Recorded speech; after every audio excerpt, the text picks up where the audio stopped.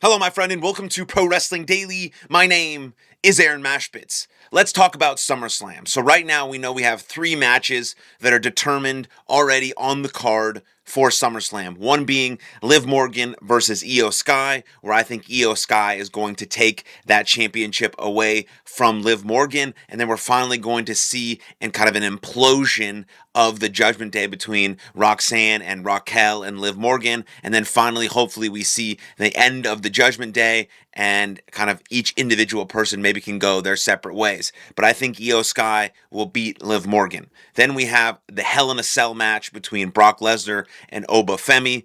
Oba Femi should absolutely win this match.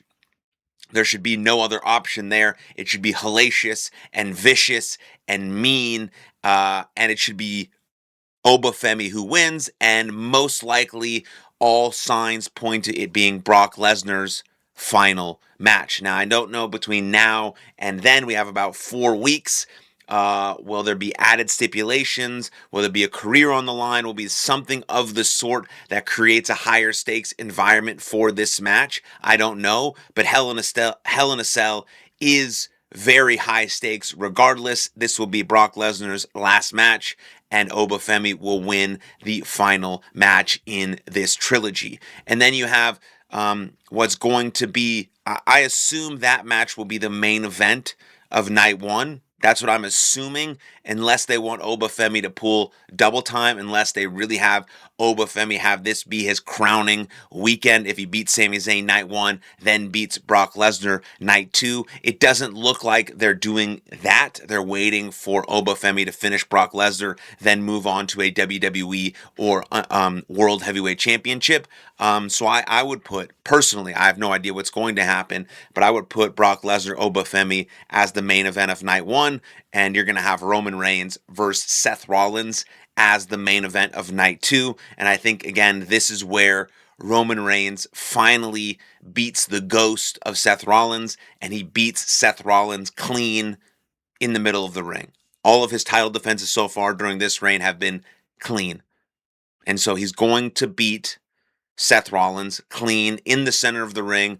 And then eventually, I think that will lead to Roman Reigns winning there, will lead to a Roman Reigns versus Oba Femi clash. And then I think WWE will have Oba Femi beat Roman Reigns at some point in some time in the near future for the World Heavyweight Championship. That's why they're giving him Brock Lesnar at Hell in a Cell. And then once SummerSlam is over and Roman Reigns has beaten the ghost of Seth Rollins and Oba Femi has beaten Brock Lesnar, then you have the two big dogs clash. And then Oba Femi eventually beats a very, very game and on top of his game, Roman Reigns, who previously had beaten everyone clean in this run. In his reign of terror, not clean. So that's what we have so far. Here's what I think is going to be added.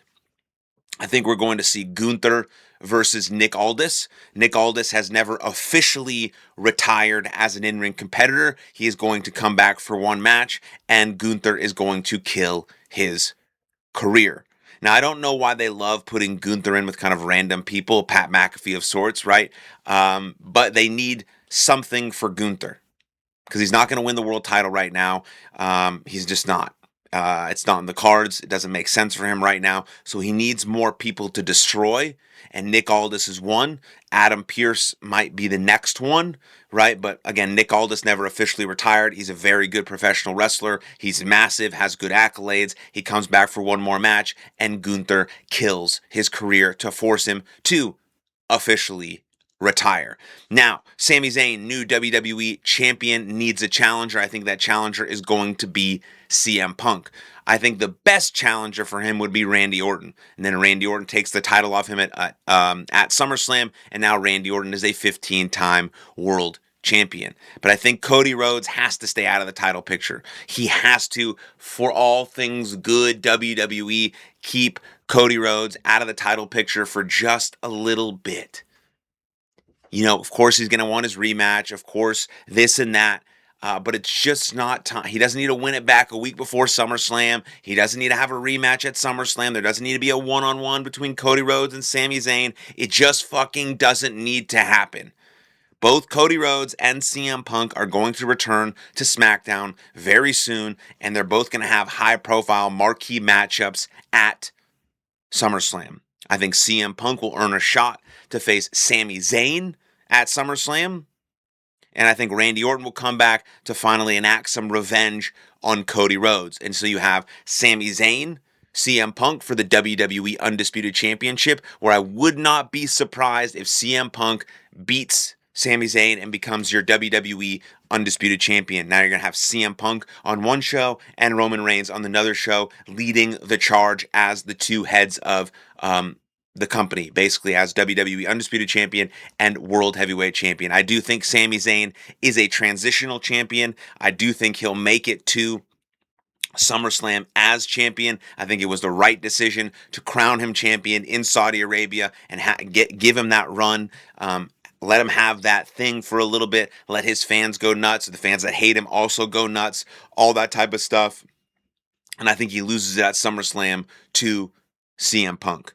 And then I think what Pat McAfee and that whole situation ruined between Cody Rhodes and Randy Orton gets reignited, and we see just a classic rivalry storytelling between Cody Rhodes and Randy Orton that culminates at SummerSlam. I think those are the matches that we are going to see. I think one thing that has to happen at SummerSlam is that Chad Gable must leave SummerSlam with the Intercontinental Championship if you're going to continue his ascension to the top and his ascension to the top and his becoming a kind of world champion top guy material, because his match most recently with JD McDonough on Monday Night Raw was amazing. We know Chad Gable can go in the ring. Now he just needs the people to be behind him, and I think winning an Intercontinental Championship at a big PLE like SummerSlam will do him good, and then he rides that through the rest of the year, and then maybe in 2027, Chad Gable is ready to win the big one. And so I think those matches are going to be the most marquee matchups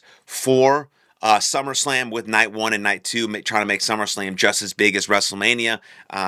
Don't know if that's ever going to happen, but they are doing their best to make it so. Well, they're really just doing their best to make more money. That's why they made it 2 nights. But I think those matches give each night a lot of star power and a lot of interesting stories, and I think that's the direction WWE is going to go in. But I could be really wrong. Let me know what you think in the comments down below. Then like the video, subscribe to the channel, and I'll see you guys next time. Lots of love. Cheers.